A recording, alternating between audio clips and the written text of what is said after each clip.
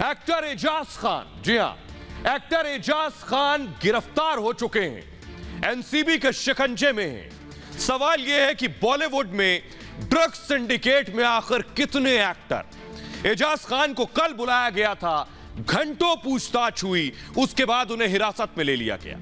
आज खबर आई कि एजाज खान जो विवादों में रहते हैं, अपने बयानों को लेकर, अपने हरकतों को लेकर, फिल्मों में भी विलन का किरदार करते हैं, असल में भी आज विलन निकले। ड्रग्स के मामले में उनकी गिरफ्तारी हुई है। देखिए जरा रिपोर्ट।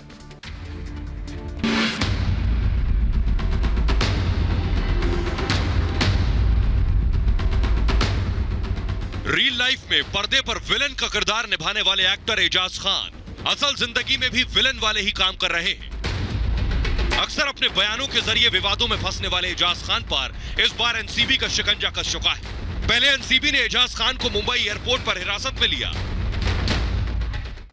एजाज आपको क्यों लाया गया है? लाया थोड़ी गया भाई। हाँ जी, क्या हुआ, क्या है, थोड़ा सा बताएं हमें। सर ने मिलने बुलाया मुझे। जी, किस संदर्भ में? किस संदर्भ में गया? मिलने बुलाया सर ने, मैं आ गया मिलने। जी जी, कुछ डिटेन किया गया है आपको? नहीं ड्रग मामले में? नहीं। इसके बाद 8 घंटे की लंबी पूछताछ के बाद एजाज खान को एनसीबी ने गिरफ्तार कर लिया। एजाज कुछ कहना चाहेंगे एजाज? कुछ नहीं, बस मैंने कुछ किया नहीं है तो कानून मेरे साथ है, कोर्ट मेरे साथ है। मेरे घर से कुछ नहीं मिला, मेरी बैग में कुछ नहीं मिला, मेरी बॉडी पे कुछ नहीं मिला, मेरे पास कुछ नहीं था। गिरफ्तारी के बाद एजाज खान को कोर्ट में पेश किया गया, जिसके बाद कोर्ट ने एजाज खान को 3 अप्रैल तक एनसीबी की कस्टडी में भेज दिया है। मुंबई में लगातार ड्रग्स कनेक्शन सामने आ रहा है। ड्रग्स का दंश मुंबई और बॉलीवुड को छोड़ नहीं रहा है। लगातार सामने आ रहे मामले। फिलहाल एजाज खान को गिरफ्त में लिया गया। 8 घंटे की डिटेल्ड पूछताछ हुई है। कल उन्हें एयरपोर्ट से डिटेन किया गया था। इससे पहले नोटिस भी भेजा गया था, जिसका जवाब एजाज खान ने नहीं दिया और उसके बाद 8 घंटे की पूछताछ के बाद उन्हें गिरफ्त में लिया गया।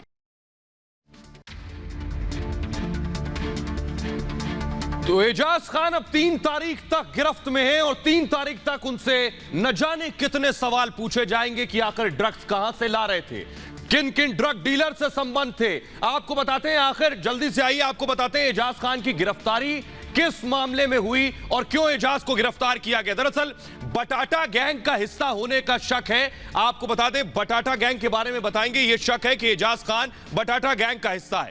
एनसीबी ने मुंबई में दरअसल छापेमारी की, मुंबई में रेड की और उसके बाद एजाज का लिंक समझ में आया। आगे मैं आपको बताऊं कि दरअसल शादाब बटाटा को गिरफ्तार किया गया। शादाब बटाटा फारूक बटाटा का बेटा है। शादाब बटाटा जो कि बॉलीवुड की बड़ी बड़ी पार्टीज में जाता है और बॉलीवुड की बड़ी पार्टीज में ड्रग्स सप्लाई करता है शादाब बटाटा। तो शादाब बटाटा की गिरफ्तारी के बाद एजाज खान के साथ लिंक जुड़ा। 2 करोड़ की एमडी ड्रग, जो सबसे महंगी ड्रग मांगी दी जाती है, विदेशों से आती है यह ड्रग। 2 करोड़ की ड्रग शादाब बटाटा के पास से मिली। और इस ड्रग के बारे में मैं आपको बताऊं कि एजाज के ठिकानों पर छापे मारे गए, यानी एजाज खान के ठिकानों पर उसके बाद छापेमारी की गई। और इस छापेमारी में जो निकलकर सामने आया कि एजाज खान को गिरफ्तार किया गया छापेमारी के बाद। सवाल यह है, मैंने आपको बताया शादाब बटाटा के बारे में। शादाब बटाटा दरअसल फारूक बटाटा का बेटा है।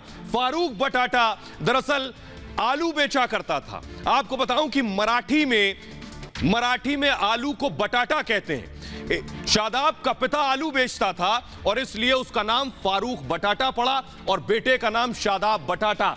यह शादाब बटाटा ने एजाज का नाम लिया, उसके बाद गिरफ्तारी हुई। लेकिन बड़ी बात यह कि एजाज खान का विवादों से पुराना नाता है। आपको याद होगा, पहली बार नहीं, इससे पहले भी एजाज की गिरफ्तारी हो चुकी है। इससे पहले एजाज को जिस मामले में गिरफ्तार किया गया, आपको बताया 2018 में नवी मुंबई से पुलिस ने एजाज को गिरफ्तार किया था। प्रतिबंधित दवा, उस वक्त भी बैंड मेडिसिन जो प्रतिबंधित दवा थी, वो एजाज के पास मौजूद थी। इसके अलावा मैं आपको बताऊं, 8 एक्सटेसी टैबलेट मिली थी। ये जो टैबलेट है, ये टैबलेट पूरी तरह से नारकोटिक्स विभाग ने बैन की हुई है। ये टैबलेट एजाज के पास मिली थी। इनकी कीमत 2,20,000 रुपए बताई जा रही है। इन टैबलेट्स की कीमत 2,20,000 थी। इससे पहले एजाज खान जो विवादों में थे, आपको याद होगा, जल्दी से बताऊं, बिग बॉस शो में मारपीट की थी यह विवाद, और फेसबुक पर विवादित टिप्पणी की थी।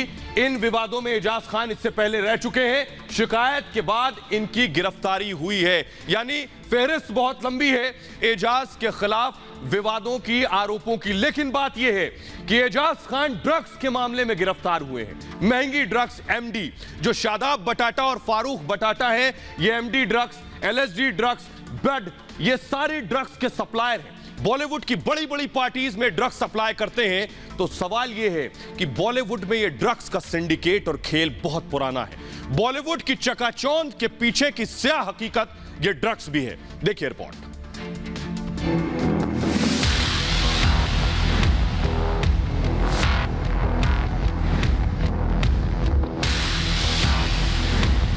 मुंबई, जिसे सपनों का शहर कहा जाता है, मुंबई जो कभी नहीं सोती। कहते हैं जैसे जैसे दिन ढलता है, मुंबई में रात जवान हो जाती है। मायानगरी के लिए ये तमाम बातें तो आपने अक्सर सुनी होंगी, लेकिन सुशांत केस ने जगमगाते मुंबई के उस अंधेरे को भी बेनकाब कर दिया जिसे पर्दे में छिपा कर रखा गया था। सितारों से सजी मुंबई में ड्रग्स का बेरोक-टोक कारोबार, ये एक ऐसा सवाल है जो बार बार मुंबई को परेशान करता है। एजाज खान की गिरफ्तारी के बाद एक बार फिर मायानगरी का काला सच सबकी जुबान पर है। सुशांत केस में ड्रग्स कनेक्शन सामने आने के बाद एनसीबी ने इस मामले की जांच शुरू की थी और तब से लेकर अब तक ये जांच जारी है और इसकी आंच बड़ों तक पहुंच चुकी है और हर बीतते दिन के साथ एक नए किरदार की एंट्री होती जा रही है।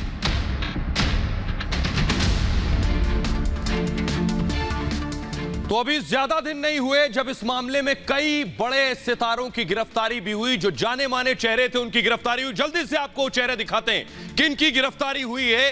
अब तक ड्रग्स के मामले में सबसे पहला नाम रिया चक्रवर्ती का आता है, जिनकी गिरफ्तारी हुई ड्रग्स के मामले में। न सिर्फ रिया चक्रवर्ती, उनके भाई शौविक चक्रवर्ती की गिरफ्तारी ड्रग्स के मामले में हुई। भारती सिंह, कॉमेडियन भारती की गिरफ्तारी ड्रग्स के मामले में हुई। उनके पति हर्ष लिंबाचिया की गिरफ्तारी ड्रग्स के मामले में हुई। ये वो एक्टर जिनको गिरफ्तार किया जा चुका है ड्रग्स के मामलों में। आइए अब आपको बताते हैं वो भी एक्टर, वो भी लंबी फहरिस्त है जिन्हें पूछताछ के लिए बुलाया गया। दीपिका पादुकोण को ड्रग्स कनेक्शन में पूछताछ के लिए बुलाया गया। न सिर्फ दीपिका बल्कि सारा अली खान को भी पूछताछ के लिए बुला चुकी है एनसीबी। रकुल प्रीत सिंह भी उनमें शामिल है जिन्हें इन्वेस्टिगेशन के लिए बुलाया था। श्रद्धा कपूर से भी सवाल जवाब हो चुके हैं। न सिर्फ श्रद्धा बल्कि अर्जुन रामपाल को भी बुलाया गया था पूछताछ के लिए। लेकिन बात यही है कि यह सिर्फ पहली बार नहीं सामने आया निकलकर। आपको याद होगा इससे पहले बॉलीवुड की एक्ट्रेस कंगना रनौत भी इस ड्रग्स के सिंडिकेट पर, बॉलीवुड में इस ड्रग्स के रैकेट पर सवाल उठा चुकी हैं। सुनिए जरा। जैसे होता है ना कि चोर चोर मौसेरे भाई, तो जितने भी ड्रग एडिक्ट्स हैं वो एक दूसरे के सीक्रेट्स जानते हैं और इनके जो डीलर्स हैं, डीलर्स तो सबके सेम ही है। वो इनको जो भी बेस्ट ड्रग्स है वो प्रोवाइड कराते हैं। तो रोज रात को पार्टी होती थी और ड्रग्स पानी की तरह बहते थे। ड्रग्स में कोकेन, एलएसडी, एक्सटेसी जो पिल होती है वो दिन में भी करके ही रखते हैं। और जब ये ऑब्वियसली एक्टर्स बन जाते हैं, डायरेक्टर बन जाते हैं, तो इनकी एक अलग सर्कल है जहाँ पे स्नॉटिंग होती रहती है। कैसे पीछे से हाथ में वो आता है और फिर एक रोल आता है, फिर ऐसे करके ये लोग करते हैं। और या कोई आपके हाथ में ऐसे गोली दे गया तो आपको पता है कि अब वो इशारों में होती है वो सब चीजें।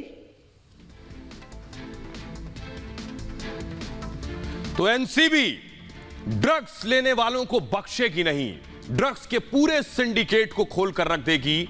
वहीं दूसरी तरफ योगी आदित्यनाथ भी अपराधियों को बख्शने के मूड में नहीं है। योगी आदित्यनाथ ठान चुके हैं कि एक एक अपराधी को चुन चुनकर सलाखों के पीछे पहुंचाएंगे और इसी डर से यूपी के डॉन और बाहुबली मुख्तार अंसारी पंजाब भाग गए थे। या इस तरह की उन्होंने एक प्लानिंग की कि वो योगी के राज्य से कहीं सुरक्षित ठिकाने पर पहुंच जाए और पंजाब उन्हें सबसे ज्यादा सुरक्षित नजर आया। लेकिन अब वो दिन फिर चुके हैं, उल्टी गिनती शुरू हो गई है मुख्तार अंसारी की। अब खबर यह है और तस्वीरें आई हैं कि बाहुबली डॉन मुख्तार अंसारी की पंजाब से उत्तर प्रदेश यानी घर वापसी की तैयारी शुरू हो चुकी। देखिए जरा।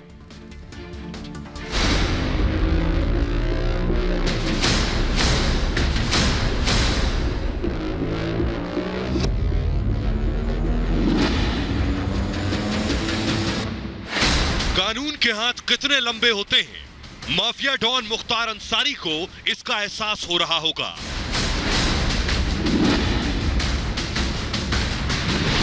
बाहुबली मुख्तार जल्द आएगा योगी की जेल। पंजाब में शुरू हुई घर वापसी की तैयारी। यूपी सरकार की एम्बुलेंस तैयार।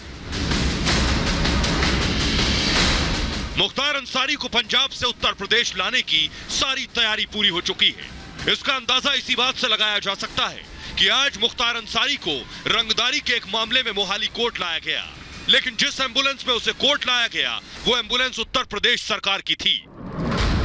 यानी यूपी सरकार की गाड़ी पंजाब में तैयार खड़ी है मुख्तार की घर वापसी कराने के लिए। दरअसल रंगदारी के एक मामले में मुख्तार अंसारी पंजाब के रोपड़ जेल में बंद है। आज मोहाली कोर्ट में उसकी पेशी थी। यूपी सरकार की एम्बुलेंस से उसे मोहाली कोर्ट लाया गया। मुख्तार व्हील चेयर पर कोर्ट पहुंचा। करीब दर्जन भर पुलिस वाले हथियारों के साथ उसे घेरे हुए थे। कोर्ट में उसे पिछले दरवाजे से पेश किया गया। जज के सामने जब उसकी पेशी हुई और उसे चार्जशीट की कॉपी दी गई तो उसने सारे आरोपों से इनकार किया। उसका कहना था, मैं बेगुनाह हूं, पंजाब सरकार मुझे फंसा रही है, मेरे ऊपर झूठे मुकदमे लगाए गए हैं। मुख्तार का ये नया पैतरा था।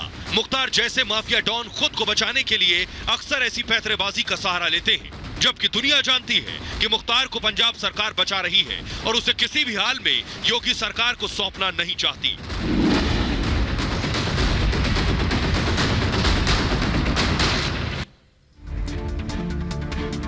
मुख्तार अंसारी ने कोशिश तो बहुत की कि सुप्रीम कोर्ट से शायद उन्हें कुछ योगी से बचाव मिल जाए, लेकिन उल्टा हुआ। सुप्रीम कोर्ट ने वापसी का आदेश सुना दिया। देखिए जरा सुप्रीम कोर्ट से कैसे डंडा पड़ा मुख्तार अंसारी को। मैं आपको दिखाता हूं ग्राफिक्स के जरिए। 26 मार्च को सुप्रीम कोर्ट ने बड़ा फैसला सुनाया। मुख्तार पर सुप्रीम कोर्ट का यह डंडा पड़ा। इसके बाद आपको बताऊं, 2 हफ्ते में उत्तर प्रदेश भेजने का आदेश दिया सुप्रीम कोर्ट में कि 2 हफ्ते में वापस यूपी भेजा जाए।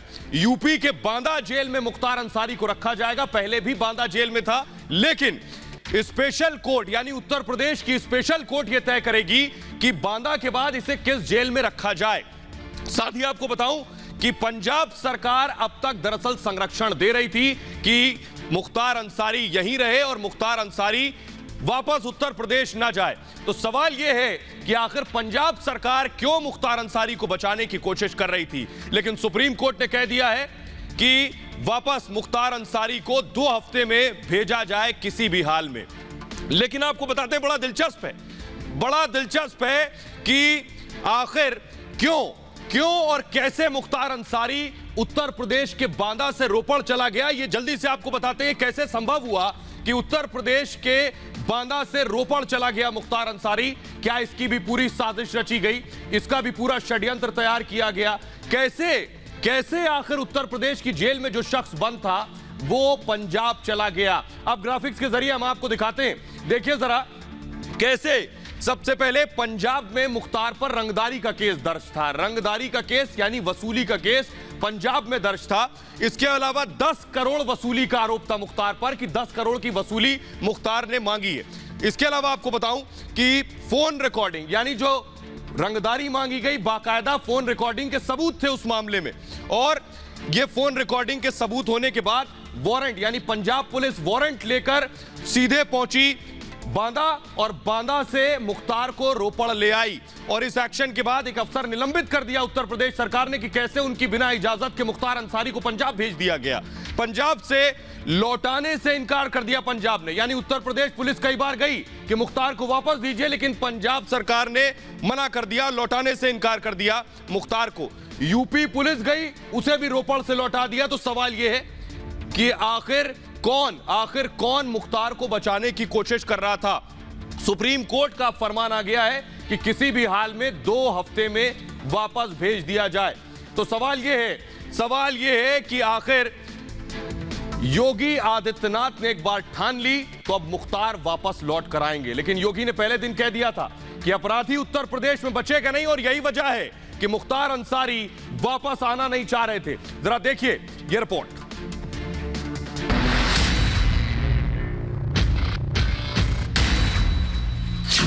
उत्तर प्रदेश के अंदर गुंडे या तो जेल के अंदर हैं या फिर उनका राम नाम सत्य है हो गया है। डॉन पर चला योगी का Hunter.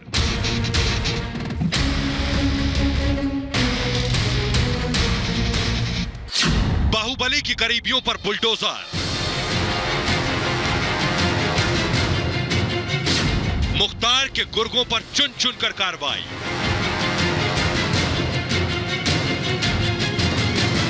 Mafia don Mukhtar Ansari की रातों की नींद और दिन का चैन गायब है। मुख्तार के ख्वाब में भी योगी आदित्यनाथ आ रहे हैं। अपराधी आज या तो जेल के अंदर है या प्रदेश छोड़ करके कहीं मुंह छुपा करके बैठा हुआ है। मुख्तार योगी सरकार से इस कदर खौफ में है कि वो यूपी लौटना नहीं चाहता। उस उत्तर प्रदेश में जहां उसका सिक्का चलता था, जहां उसके नाम से लोग कांपते थे, जिसे कभी उत्तर प्रदेश की सरकार का समर्थन मिलता था, लेकिन तब योगी मुख्यमंत्री नहीं थे। अब हालात बदल गए। प्रदेश सरकार ने पेशेवर अपराधी और माफियाओं के खिलाफ, प्रदेश में शांति भंग करने वाले तत्वों के खिलाफ जो कार्रवाई की, वो देश के अंदर एक मानक भी बनी। ये तस्वीरें मऊ की हैं। चंद महीने पहले योगी आदित्यनाथ ने मुख्तार के खास गुर्गे मोहम्मद ईसा खान की 20 करोड़ के शॉपिंग कॉम्प्लेक्स पर बुलडोजर चलवा दिया। ये कॉम्प्लेक्स सरकारी जमीन पर बना था और किसी की हिम्मत नहीं हो रही थी कि इसे छुए। शॉपिंग कॉम्प्लेक्स पर बुलडोजर चलाने के बाद बनारस में मुख्तार के गुर्गे मिराज खान के घर का अवैध निर्माण तोड़ा और प्रॉपर्टी डीलर गणेश दत्त मिश्रा की अवैध प्रॉपर्टी पर भी बुलडोजर की तैयारी है। यही वजह है कि मुख्तार खौफ में है। शायद उसे रास्ते में गाड़ी पलटने का भी डर न सता रहा हो। डर चाहे जैसा भी हो, लेकिन उसे ना तो अब पंजाब सरकार बचा पाएगी और ना ही कोई और। उसे यूपी आना ही होगा, योगी का सामना करना ही होगा, क्योंकि यूपी में 14 आपराधिक मुकदमों में उसकी कस्टडी की जरूरत है।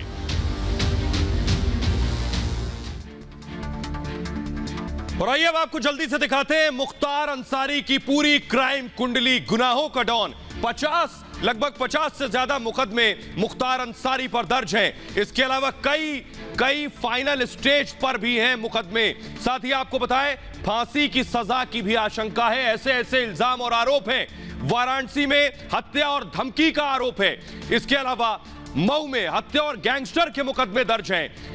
मऊ के बाद आजमगढ़ में हत्या और 4 गैंगस्टर के मामले हैं। ये सभी पूर्वी उत्तर प्रदेश के मामले। गाजीपुर में 2 गैंगस्टर और हत्या की कोशिश यानी अटेम्प्ट टू मर्डर का मामला दर्ज है गाजीपुर में। ये गुनाहों के डॉन की पूरी कुंडली हम आपको दिखा रहे हैं। फिलहाल आगे बढ़ते हैं और अब बात करते हैं। मुख्तार की कुंडली तो खुल चुकी है, लेकिन सचिन वाजे का पूरा क्राइम ग्राफ सामने आ चुका है।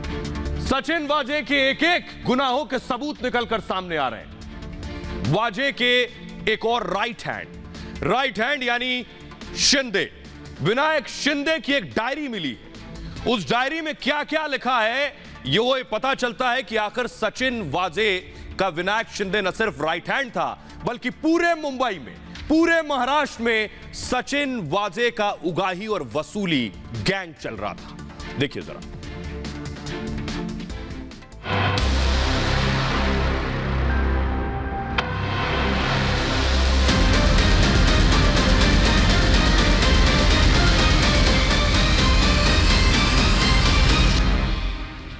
मुंबई के एंटीलिया केस में हर रोज नए खुलासों ने जांच एजेंसी एनआईए की नींद उड़ा रखी है।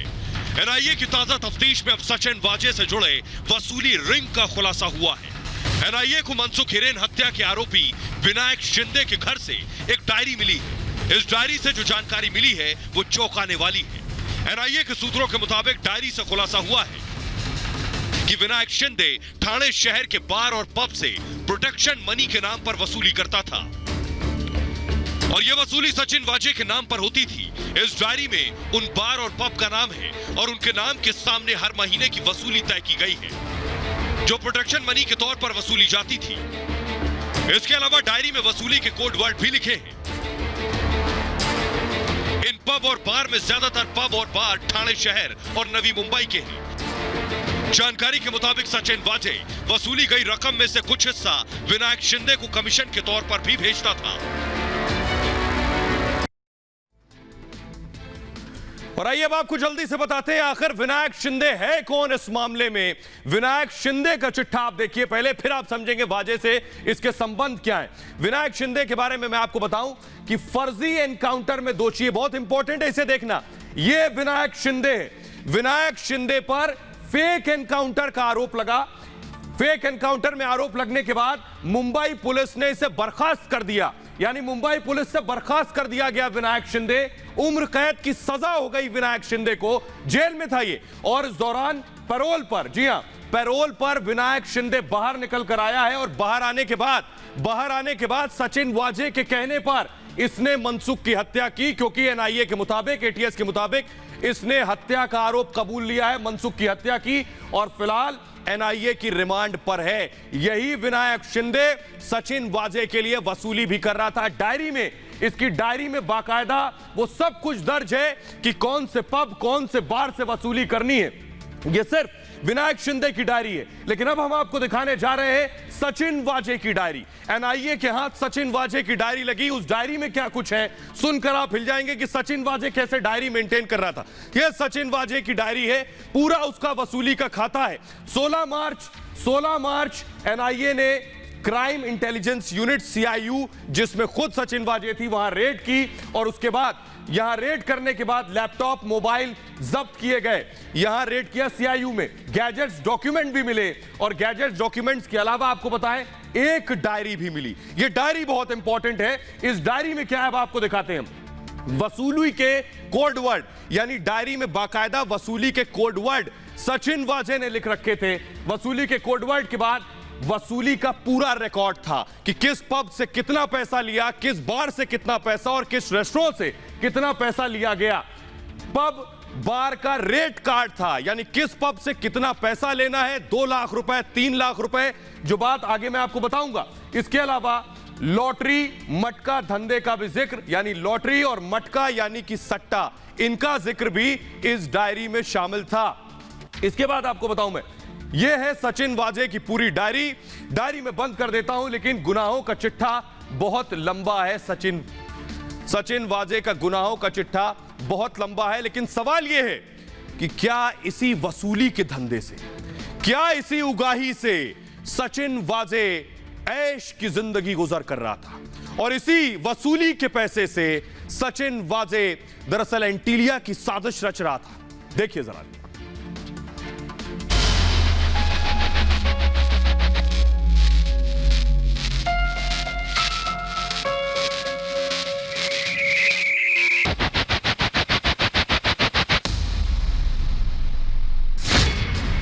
वाजे 5 स्टार होटल से वसूली रैकेट को चला रहा था। वाजे के लिए 100 दिन तक 5 सितारा होटल में कमरा बुक था, और इसके पैसे भी वाजे खुद नहीं भर रहा था, बल्कि एक कारोबारी वाजे की ऐश की कीमत चुका रहा था। और इसी वसूली के पैसे से वाजे ने एंटीलिया की साजिश का ताना बाना भी बुना। वाजे ने साजिश को अंजाम तक पहुंचाने के लिए अलग अलग कारों का इस्तेमाल किया।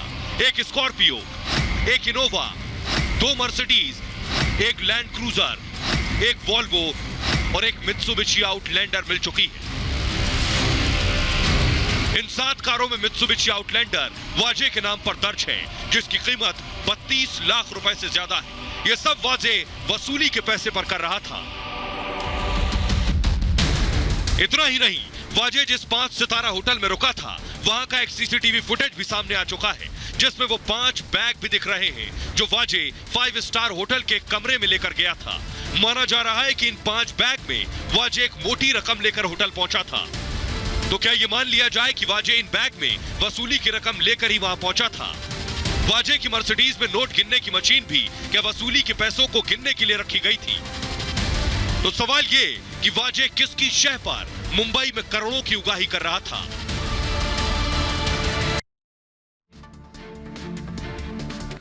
तो सवाल यही है कि जो बात धीरे धीरे कर सबूतों के तौर पर सामने आ रही है और कड़ियों के साथ जुड़ती जा रही है, वो बता रही है कि दरअसल वाजे ने कैसे मुंबई को खुद का मालिक समझ नहीं आता था कि खुद वो मुंबई का मालिक है। लेकिन न सिर्फ ये बात बाकी लोग कहते रहे, पूर्व मुख्यमंत्री देवेंद्र फडणवीस ने भी कहा कि मुंबई के अंदर एक वसूली का रैकेट चल रहा है।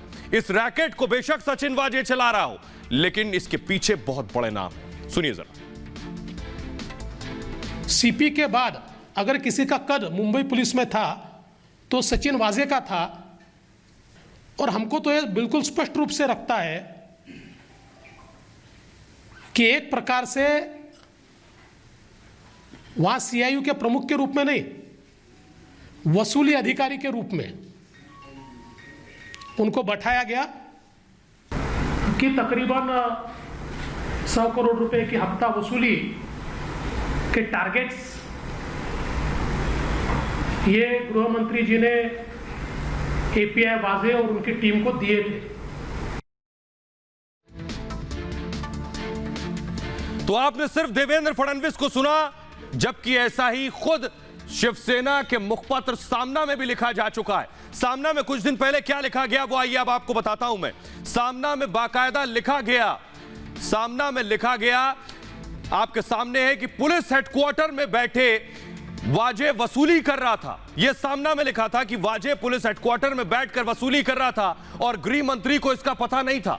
यह शब्द सामना के हैं। सामना में आगे लिखा था कि आखिर एक एपीआई को इतने अधिकार किसने दिए, एक एपीआई आखिर किस हक से, किन अधिकारों से और किस ताकत के साथ यह वसूली कर रहा था। न सिर्फ सामना में, आप थोड़ा और पीछे जाइए, परमबीर सिंह ने भी अपनी चिट्ठी में कुछ ऐसा ही लिखा। परमबीर सिंह ने अपनी चिट्ठी में क्या लिखा, आइए आपको दिखाते हैं। परमबीर सिंह ने लिखा, देशमुख ने वसूली का टारगेट दिया, यानी सीधे सीधे गृह मंत्री पर आरोप लगाया। परमबीर सिंह ने लिखा कि 100 करोड़ की उगाही का टारगेट गृह मंत्री देशमुख ने वाजे को दिया था। परमबीर ने लिखा, वसूली का तरीका भी खुद देशमुख ने बताया था कि 100 करोड़ रुपए इकट्ठा कैसे करने। इकट्ठा करने का तरीका था कि मुंबई के अंदर 1750 बार और रेस्टोरेंट है, यहां से यह उगाही की जानी है। यह थी परमबीर की चिट्ठी। और परमबीर अपनी इन चिट्ठियों के साथ आज कोर्ट पहुंच गए। जी हां, परमबीर सिंह हाईकोर्ट पहुंचे, लेकिन हाईकोर्ट से उन्हें झटका लगा। हाईकोर्ट ने उन्हें फटकारा और पूछा, आप तो कमिश्नर रहे हैं, वसूली का आरोप लगा रहे हैं आप, क्या आपने एफआईआर दर्ज कराई है? देखिए क्या हुआ हाईकोर्ट में।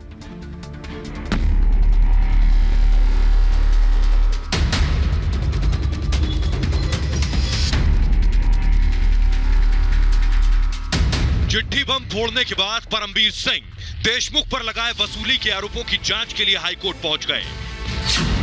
लेकिन परमबीर को लगी कोर्ट की फटकार। बिना एफआईआर के कोर्ट जांच का आदेश कैसे दे?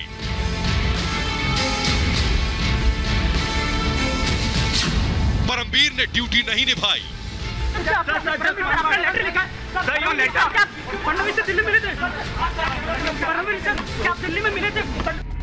परमबीर को हाईकोर्ट ने खरी खरी सुनाते हुए कहा, आपने अपनी जिम्मेदारी सही ढंग से नहीं निभाई। अगर भ्रष्टाचार हो रहा था तो मामला दर्ज करना आपकी जिम्मेदारी थी।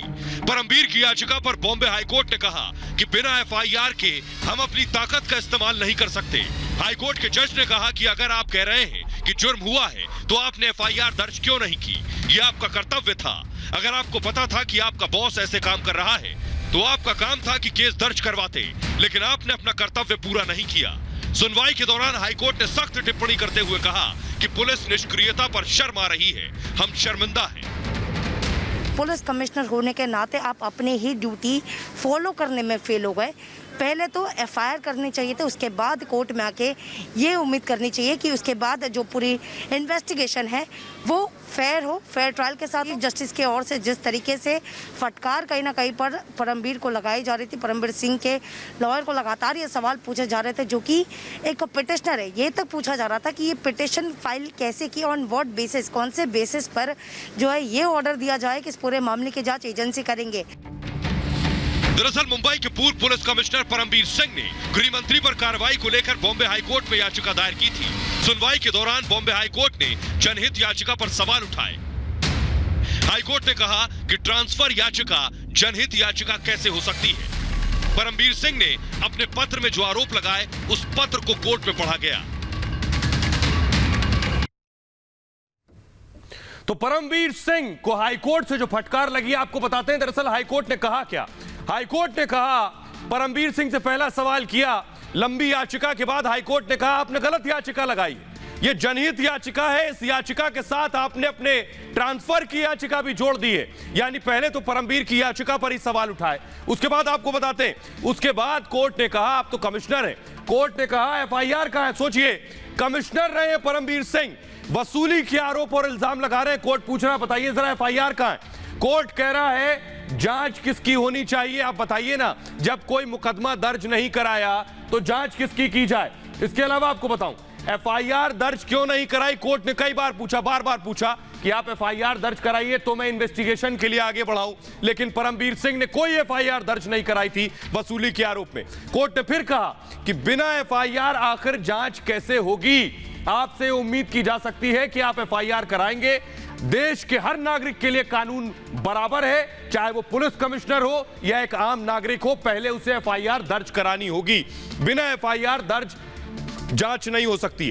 केस दर्ज करने से किसने रोका? कोर्ट ने फिर पूछा आपको बताइए, आप कमिश्नर थे, आपको किसी ने केस दर्ज करने को रोका? किसी सवाल का जवाब परमवीर सिंह के पास नहीं था। कोर्ट ने कहा परमवीर ने ड्यूटी नहीं निभाई, ये बहुत कड़े शब्द थे कोर्ट के। कोर्ट ने कहा परमवीर सिंह ने अपनी ड्यूटी नहीं निभाई। कोर्ट यही नहीं रुका, कोर्ट ने इसके आगे भी फटकारा। कोर्ट ने कहा चिट्ठी नहीं, पहले एफआईआर जरूरी है, आप चिट्ठियां लिख रहे हैं, आपने एफआईआर क्यों नहीं कराई? कोर्ट ने आगे परमवीर से कहा कि स्टेशन डायरी मंगवाई, सबसे इंपॉर्टेंट, और स्टेशन डायरी पर कोर्ट ने कहा कि जब तक स्टेशन डायरी नहीं आएगी मैं यहीं बैठा हूं, स्टेशन डायरी लेकर आइए। कोर्ट ने कहा आपकी मौजूदगी में 100 करोड़ रुपए मांगे। इस सवाल पर परमवीर चुप कि आखिर 100 करोड़ रुपए उनकी मौजूदगी में मांगे गए, ये कोर्ट ने सवाल किया।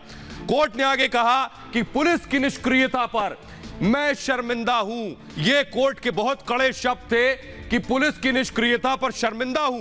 कोर्ट ने कहा कि यह शर्मनाक है। सोचिए, ये कड़े शब्दों का इस्तेमाल कोर्ट ने परमवीर सिंह के लिए किया। लेकिन परमवीर सिंह के हाईकोर्ट जाने से पहले ही महाराष्ट्र सरकार ने इस पूरे मामले पर एक जांच बिठा दी। इस मामले की जांच हाईकोर्ट के एक रिटायर्ड जज करेंगे, 6 महीने में रिपोर्ट सौंपेंगे। लेकिन बीजेपी का कहना है कि यह जांच निष्पक्ष तब होगी जब गृह मंत्री इस्तीफा दें। गृह मंत्री के कुर्सी पर रहते जांच निष्पक्ष नहीं हो सकती। सुनिए जरा। महाराष्ट्र के गृह मंत्री पर 100 करोड़ रुपए के उगाही का संगीन आरोप लगा है। अब इन आरोप की जांच एक रिटायर्ड जज 6 महीने के दौरान करेंगे, इसकी रिपोर्ट 6 महीने के बाद सौंपेंगे। यानी पूरी तरह से वसूली सरकार की मंशा है। इस मामले को रफा दफा करते हुए ये ठंडे बक्सों में डाला जाए। स्वयं गृह मंत्री अपने पद पर बने हैं, नैतिकता के आधार पर उन्होंने इस्तीफा देने की आवश्यकता है। आप देख रहे थे, ये भारत की बात है।